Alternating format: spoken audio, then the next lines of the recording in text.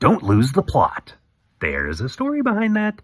This is your daily message from Chad, number 966, to upgrade your mental game today by telling yourself a better story. Because the most important story you hear is the story you tell yourself. This message is dedicated to the innovative Seth Godin. Here's the upgrade. Your brain has a hard time looking beyond the immediate, but upgraded thinking sees farther and deeper. Here's the story. The Swiss are known for their clocks and watches. They dominated the industry. Their ingenuity to miniaturize gears and springs created a huge market share. If a watch wasn't made by them, then the parts were. In the 1960s, there were over 60,000 watchmakers in Switzerland. In less than 20 years, there would be less than 10,000. What happened? Decades earlier, a discovery was made. In 1880, the Curie brothers found that applying electricity to quartz crystals caused consistent vibration. This property led scientists at Bell Labs to apply it to timekeeping. Ironically, Swiss manufacturers, with their expertise at making things made the first quartz wristwatch. They developed a whole center to work on this in 1962, and they had the first design in 1967. But because it had no normal watch parts, the gears, springs, and knobs, it was rejected. It was too much of a paradigm shift for them to embrace. However, in Japan, it was embraced.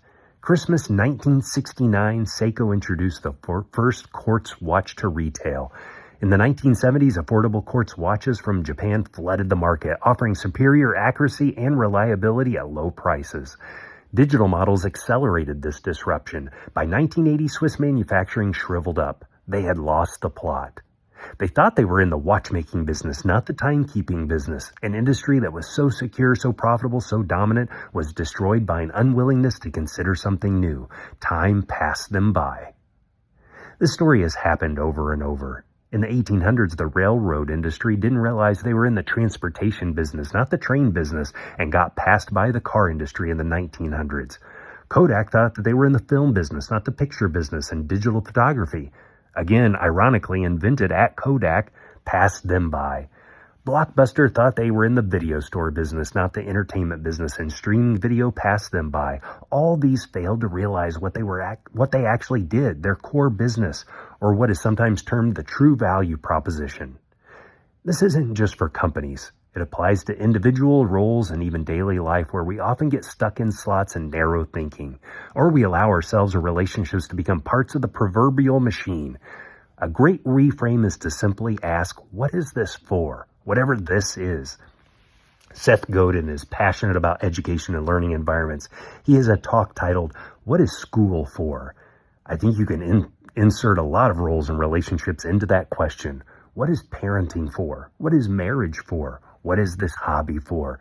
As a teacher, on the surface level, it may seem you're in the lesson planning and grading business. At a deeper level, you're in the curiosity, ignition, and lifelong learning business. Retirement is often seen as the relaxation business, but the bigger view is you're in the legacy and wisdom sharing business. This could mean mentoring, volunteering, and creating purposeful contribution. Every once in a while, you need to ask what you're doing is for.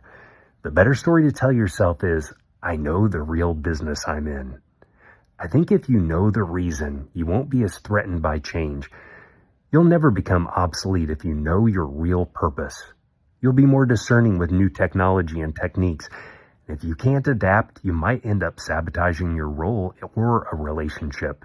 Small experiments and probes can help you test things.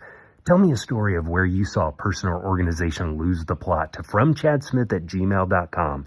Send someone a text and ask them, how would you explain what your job is for?